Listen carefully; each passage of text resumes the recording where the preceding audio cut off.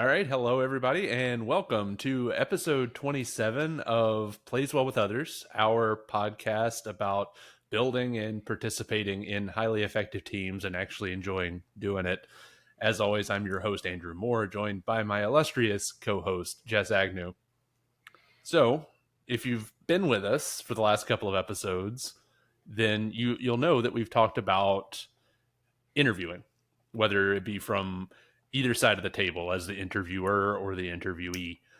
And we want to continue that conversation to the next phase. So in this episode, we're talking about what happens when you actually take the job or you hire the person. There's a whole bunch of ways to approach this, but the idea being you get somebody in the door, they're a good fit, you want to get them up to speed as fast as possible so that they can start digging in, providing value. And on the other hand, you're a new employee, you're coming into a new job, you don't know what's going on, and maybe you've got a manager that didn't listen to this episode and hasn't been very good about getting you up to speed or connecting you with the people and the information to be successful. So we want to take that approach, and we'll dig in and we'll just start from the beginning and work our way through and talk about some of these concepts. And maybe there's more episodes. I don't know. We'll find out when we get to the end of it. We're a little bit loose on this one, so that'll work either really well or really poorly. But before we dig in, if you've been with us for a while, appreciate you. Welcome back. If you're new to the show, welcome. In either case, if you haven't already, go ahead and subscribe to us on whichever podcast platform you so choose. If you're watching us on YouTube, again, welcome. And hi, if you're seeing us in video. If you're not, whatever. We appreciate waved. you Just either way. Yeah. go with that. Right. We need the description accessibility options. But either way, go ahead, give us a like, comment, share, drop us a line on LinkedIn. If you are a personal friend, you know where to find us on the Facebooks and the Instagrams. And I'm not on Threads yet because I just can't handle that. But in any case, welcome. Here we are. Let's get the train back on the tracks. So, Jess, this is primarily your topic. You're the one that came up with the idea of continuing the pipeline. So, as an introduction for how we do these episodes, generally we jump on the call here and we say, what are we talking about today? And we work through the outline. And this is one of the few times I don't have the notes in my head of how this is gonna progress. So, Jess, I'm gonna put you on the spot here. I introduced it as best I can, but you've had some experience with this. You hire a new person. How do you approach day 1 through day 90 of a new colleague? Yeah, I mean, that's a great question. And some of it is dependent on how much the colleague knows when they're entering the room. What experience have they had previously will kind of dictate where we start. But I do personally like to spend some time with each colleague when they first start, regardless of the size of the team. I like to make sure I have a call with them the first day, a check-in call the second day. I do personally really like shadowing for employees. I like them to kind of have a partner that they can go to some calls with, learn the ropes with, etc. I like to have documentation on some of the processes so that they can read through things at their own leisure and at their own pace. But I mean, I think the really important part for me is having an environment where they are encouraged and allowed to ask questions, where it's okay if they fail. They can fail successfully because there's a net there within the organization to help catch them, help catch it quickly, and help correct it quickly. I like to have some open conversations with them in terms of, how do you feel you rate on, these scales of knowledge? Like, how comfortable are you with these different topics? I had one colleague that we did a little bit of a mentorship program, and they were new to the type of position that they were entering. And so I built kind of a pyramid of scale or of skills that I felt that they needed to have, right? Some of the easier ones at the base of the pyramid that were kind of set the foundation. And some of the harder ones as you go up because they're getting more specific, more zeroed in, potentially more complicated. And then I gave it to them and I had them kind of give themselves a thumbs up, thumbs down, a little book if they needed more information. And we, once a week or once every couple of weeks, I think we would sit down and we would review that list. Where do you need to learn more information? Where do you think you're doing well? And we would start talking about how we could build his skills in those different areas. And I think that was, one of many ways that you can do this, but being very candid about what they need to learn and making sure that they have a path to get that information and they know they can talk to you. I just think that open conversation is really important for an employee feeling like they have the opportunity to learn and they're not just being set up to fail basically by being thrown into the deep end. And I've heard managers say that. I'm like, well, I just throw them in and see if they can swim. And while that is a strategy, it's not my personal favorite. Yeah, well, there's a scenario that I found myself in a lot when it comes to hiring people is you're in the you're in the deep end already, and the pool's full of sharks for some reason, and everything's on fire, and it's hectic, it's crazy, and so I'm sitting here like, okay, well, I'm a manager, and I have hands-on skills, yes, but I can't be the only guy. I can't be the one that's doing the Mm-hmm. strategic leadership, the tactical, the day-to-day, the writing code, the releasing, the deploying, the Yeah. talking to stakeholders, all of that. And so, like, holy moly, I got to hire somebody. And it's that first one that's always really hard because It is. I've got to make sure that the person I'm bringing in I can be candid with. So when they sit down, I'm like, I'm going to be honest with you. This is hectic and crazy. It's gonna not be forever, but for now, like, let's just link arms and figure this ish out, and we'll go from there.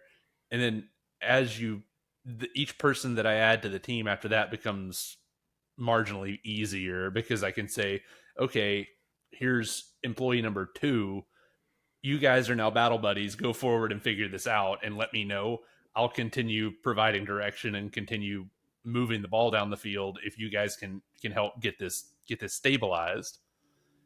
One thing So that you said there that I really liked was let's link arms and let's figure this out together. Because that is exactly the kind of mentality that I do think drives a new employee to be more engaged is you're putting them in a position where they're a partner within the team. They're not just there to take orders and, complete tickets and do the thing that they're told to do. They're a contributing partner to the team. They have a voice and they have a what they say matters to you. And I personally have thrived in my earlier career in teams like that, where I came in and I immediately felt valuable. I think it's a personality type thing too, because Probably. I've also worked with people that very much just want to be like, point me at the backlog, point me at the enemy, and let me go figure it out. Just like give me the stuff. And then I've also So worked we with people that live in the nebulous a little bit better. They live in the gray. Yeah. So we talked last episode about being, or I can't remember if it was the one or last time or the one before, but we talked about one of those of being the hiring manager and how you're not just hiring for the role, you're also hiring for the team. Mm-hmm. And so if you're hiring that first employee that's going to be harder than the others, you're looking for that person who can live in the nebula. So if you're hiring based on your team and this is your first one and you need someone who can help build the vision along with you and who's going to be a little bit more open to chaos, then that should be the person you hire first. And having these employees that take direction really well, just want to come in, sit down, do their job, and then leave, those are the employees you hire after you have a structured team. Those are the employees you hire to a team that already has a compass and instructions and, a map and a guidebook. Well, I'll challenge a little bit there because I think it depends too on your personality. So if you as That's a probably fair. manager, yeah, if you as a manager are one that likes to collaborate and needs that sounding board to develop strategy, because I've had a lot of managers that way. The people that when I say go forth and give me objectives for the next year. They come back and say, hang on, I got to go talk to my team first. Well, some people might denigrate that mentality and say, well, you're the leader, you should have the strategy. But in some cases, there's value to being able to say, we developed this strategy together. We built direction. You're responsible for vision, so you know where you need to go. But to be able to develop the actual strategy, you need to talk to other people. If you're one of those, then yeah, hire the person that's willing to go to battle with you. If you're one of those that's like, I know how it is, eins zwei, we're going to build an empire, here we are. And that's probably the scenario you're going to want to hire somebody that really just wants to execute, and then you're throwing the stuff in the backlog and feeding the beast. So I'm prepared to be wrong when I say this, but I think there's a right way to be. I think as a manager, you should involve your team in how are we going to achieve the vision that I have. Now, I'm not saying that your team should be responsible for doing your job of coming up with the vision and having a goal of where you want them to go. And I think you should do a good job of outlining and helping prepare and having a path forward. But if you're not involving your team and how are we going to get there, chances are you're just wasting whatever diversity and inclusion hires you've already made. You're not getting the full breadth of your team that you could be. I don't Getting. disagree. But and I asked myself this question the other day. Is it legitimate to say that there is a wrong answer in terms of approach? Because this I just said it. Well, but I also said I'm prepared to be wrong. Right. I also understand that this is a very opinionated topic. I think there are a lot of right answers. There are certain I do think it's possible my personal experience has a little bit made me into where I say that that's a bad thing, because I've seen some really horrible examples of leaders who just destroyed whatever vision they had by not being willing to listen. So right now, but look at what you're saying, right? There are wrong answers, but there are a lot of right answers. So as let's say hypothetically, if I join a team as a team's leader in whatever role, I have a responsibility potentially to transform that team into something else. They've right. brought me in for a reason, right? And during the process of that, you may be in a scenario where the team's not comfortable with a new direction, or they're not experienced with a new direction. Like the scenario that you described, where you have a person that is new to a role, new to a practice, and they don't have the expertise. In that case, we're relying on my expertise as the leader to come in and say, this is what we're going to do, and this is why we're going to do it. And then you're going to leverage a lot of our earlier episodes on change management to ensure that that's successful. Yeah. So in that case, you didn't necessarily involve the person directly in setting the direction and the vision, but you brought them along with you. And I think we're basically saying the same thing. But I do think that there's a way to be really toxic with not being willing to hear your team. And I don't think that's what you're saying. So I'm on board again. That's a pretty good episode right there. How-to guide to be a toxic leader. I like that. Let's write that down. But so in any case, we're loosely approaching our halfway point. So what we've talked about here, you're a hiring manager, you're a leader, you've brought in a new colleague, you've addressed kind of the first need, which is, holy smokes, new person, what do I do? And generally, Jess, I like your approach of I want to sit down with them, make sure that they feel welcome, make sure that they know where the bathroom is, know where the coffee maker is, so to speak. It's not really a problem we have much these days anymore, but make sure not really. They're at least aware of what they need to get started on. And most modern companies make that really easy, because you can start out with, hey, so happy to have you on board. You've got compliance training for the next 4 days. So I'm going to need you to go Yep. ahead and do that, because if you don't do it now, you're not going to have time to do it. But moving kind of onward from there, we know that there's some detail that we didn't dive into, which I think maybe we should. Maybe we'd do this episode again. There's a lot of Yeah. maybes here. I told you there would There's be. there's a lot of meat on the bones here. Yes, because there's like 4 or 5 details that I want to bring up too, but I want to package this episode in a way that can actually be consumed in one sitting. But so let's flip the script here. As a new person, as the employee that's coming in, the colleague that's coming in. You're the person who's joining the company. Yes.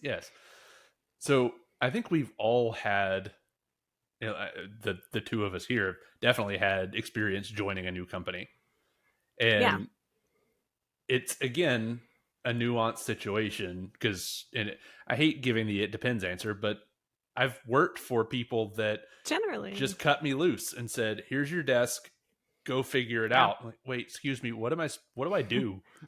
I know my title. Also, where's the bathroom? Oh man, oh no, you actually have a story about that? Oh, of course I do. So at a previous company, the office that we were in was it's just a big round building, and so they put the cubicles in place, and they all look the same, and everything looked the same, and there were 5 floors, and they all looked the same. And I get a 10-minute tour when I came in. They're like, "Oh, there's the break room, there's the bathroom, here's your desk." And it was a month before I could repeatedly get back to my desk, because there were no landmarks, and you just walk around in circles around the building until you see something that looks familiar. Like, oh, there it is. Okay, cool. Yeah. But I mean, that's tragic. I mean, if you need to go to the bathroom, you should not have that much trouble trying to find it. That should not be a thing. Just don't wait till the last minute. Because then you ask, why is he running through the office? It's not important. Don't ask questions. Please don't ask. I don't have time. But yeah, there have definitely been situations where I've started a job and my boss is just kind of like, "Thank God you're here. Go do this." And sometimes they don't even say, "Go do this." Sometimes they're just like, "Go." Like, there's open-ended what my job responsibilities are, what I should know, what my KPIs are to determine whether or not I'm successful. Like, it's just chaos. And they're like, "Help." I had one particular role where I started and the team had a backlog of some like 500 tickets that they wanted to accomplish. And they had never once groomed the entire backlog in one sitting. It was always months worth of thing. And I was like, "We're going to get you down so we can groom the whole backlog in a half hour." And someone laughed at me. They're like, "No, we're not. That's ridiculous. That's never going to happen." And so I was now committed to this objective. And I'll tell you, we got it there in 3 months.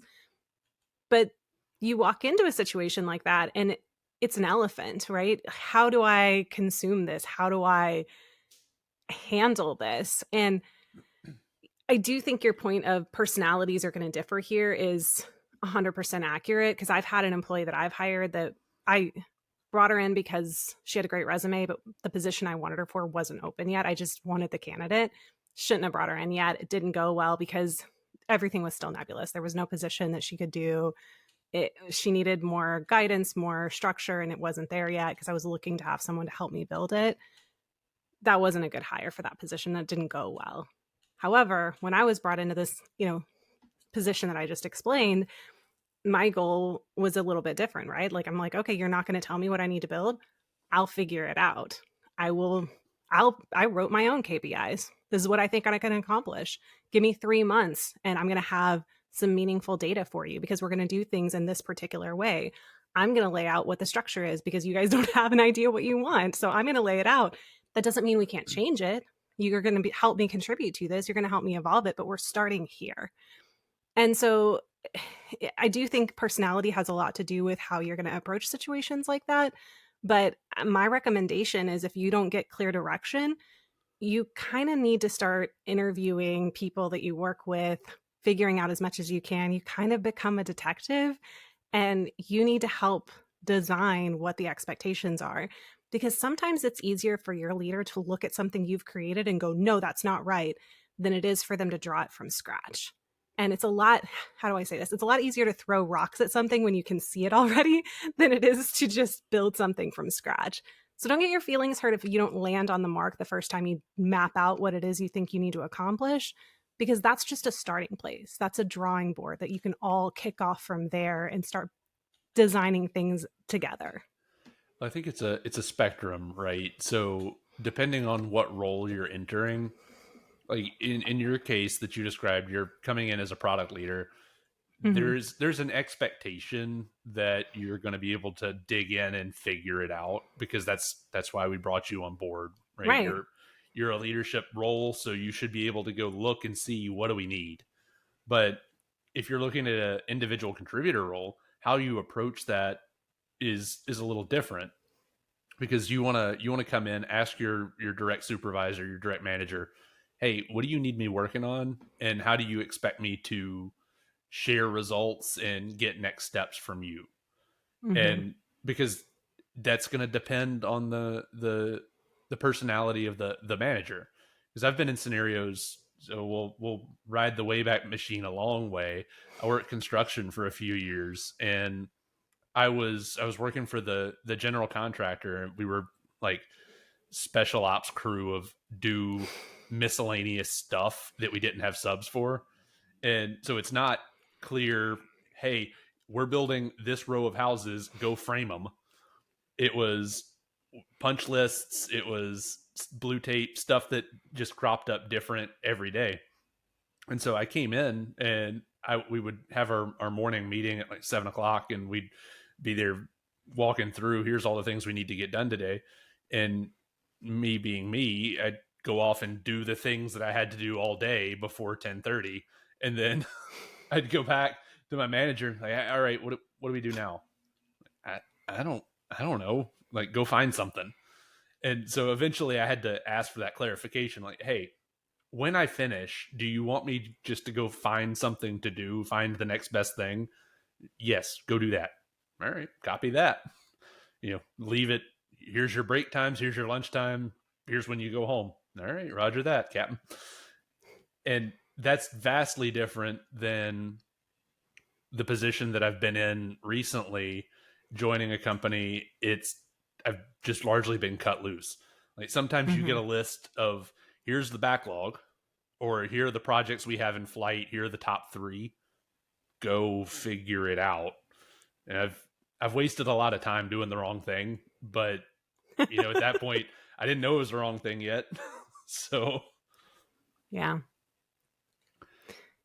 And I think what you kind of described there covers a lot of different bases, right? Because it sets you up to be successful because you're verbalizing the question to your leader and giving them the opportunity to, no, I want you to figure this out, or yeah, I have direction for you and we should do this together.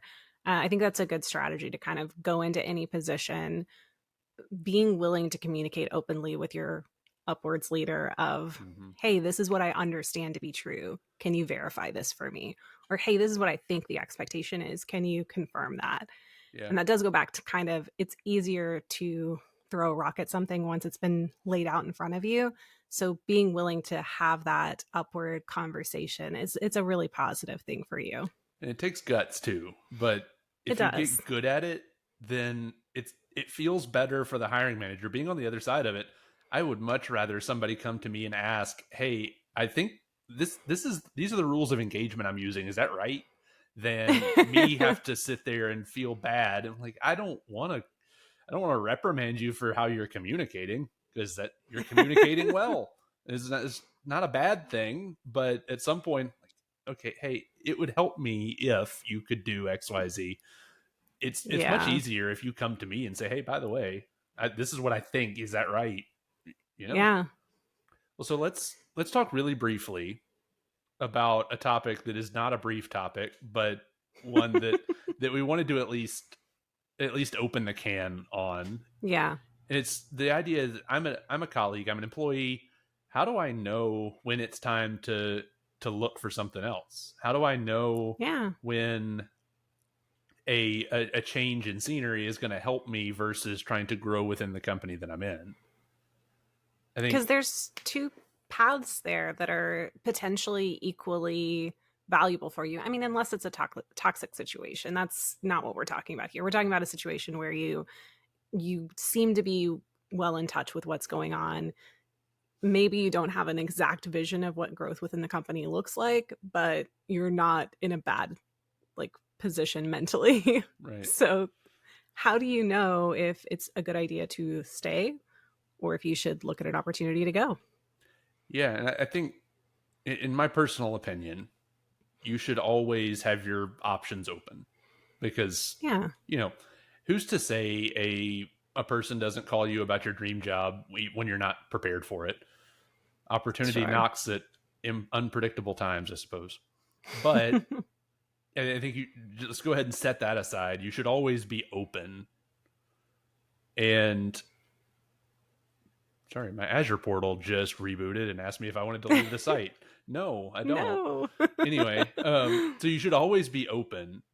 But if I'm sitting in a role and I'm not getting the the compensation I believe that I'm entitled to, or not entitled, that's the bad word, that I'm worth, It's or merited for the position you're in. yes, that is the Queen's English.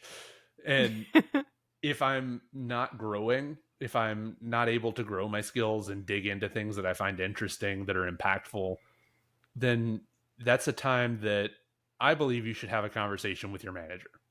Because if your manager is doing their job, you're having one-on-ones on a regular basis, and that's a time to have open and honest conversations from both sides. As a manager, I should be telling you, I'm seeing some opportunity for you to improve here. Can you tell me what's going on there? How can I help? And you alternatively should say, hey, I feel stagnated, I'm bored, I want some more. How do I get more without Yeah. having to go somewhere else? I 100% agree.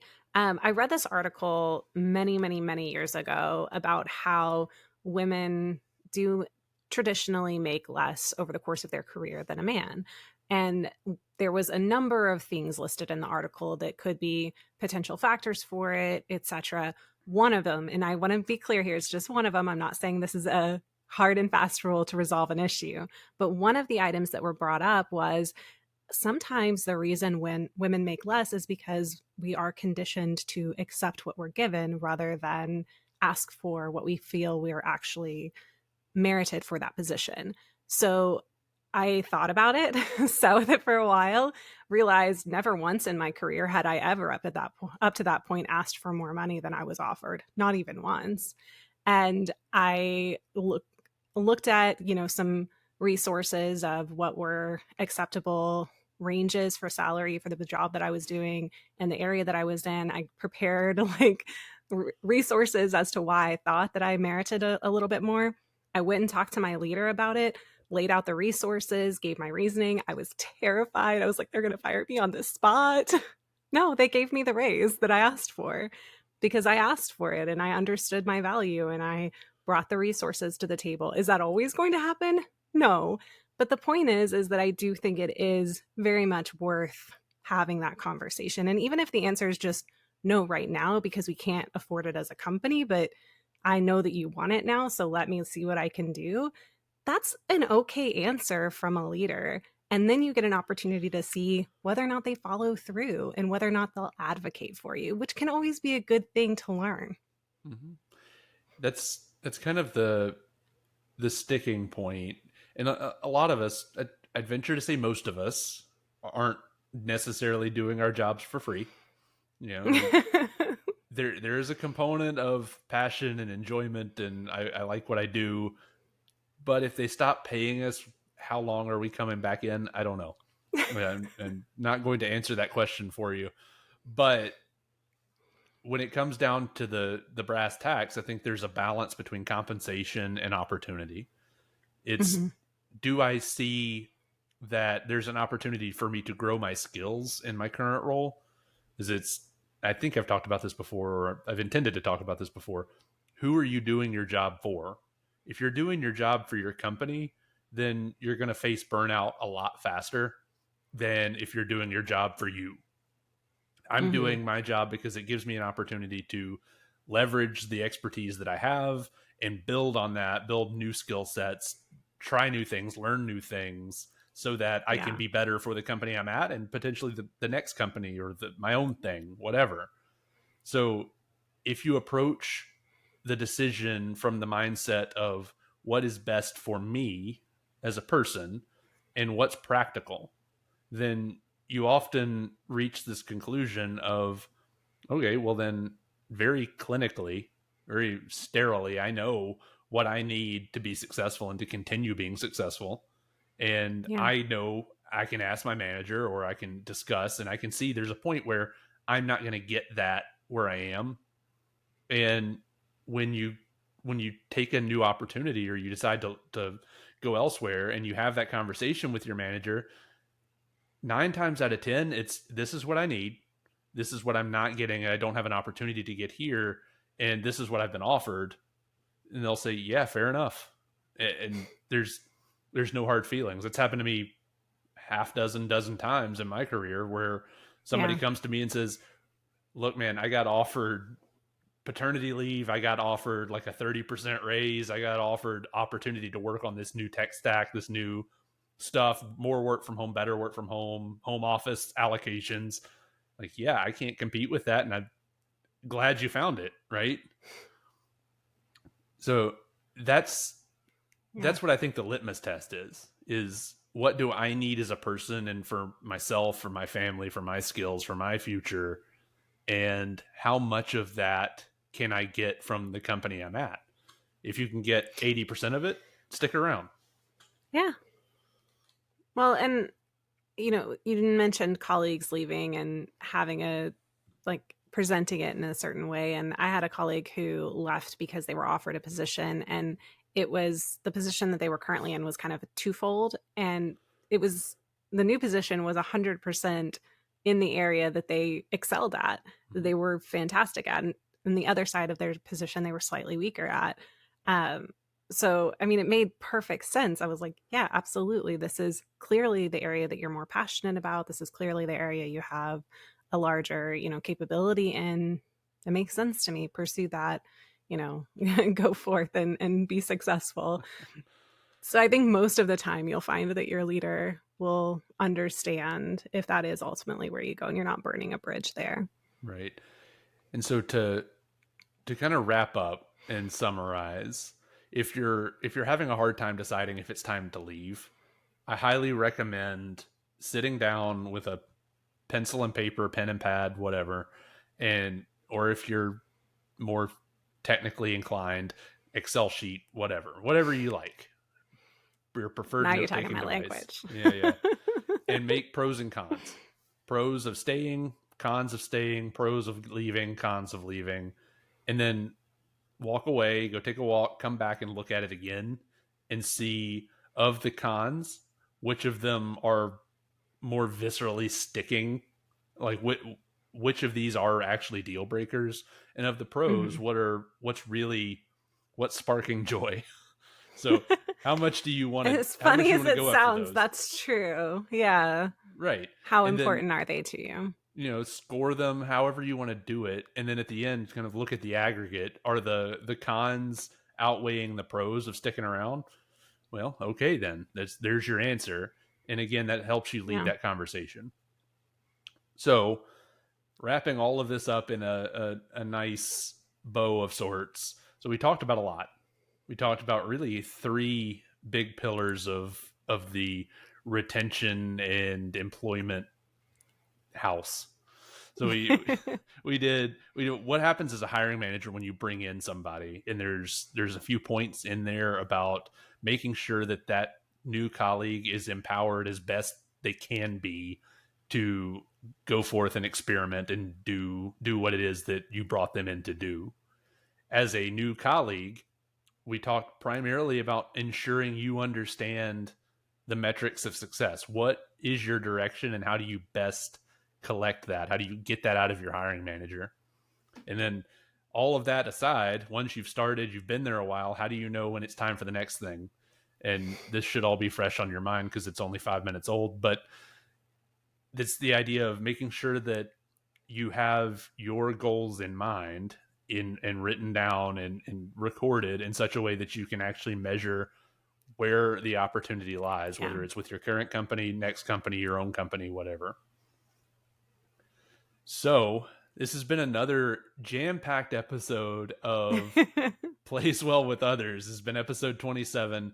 Again, like I asked you at the beginning of the episode, if you're still with us, I appreciate you listening, appreciate you tuning in. Go ahead and give us a like, a subscribe. If you're on YouTube, same thing, thumbs up, subscribe, give us a hit the bell icon, all of that good stuff.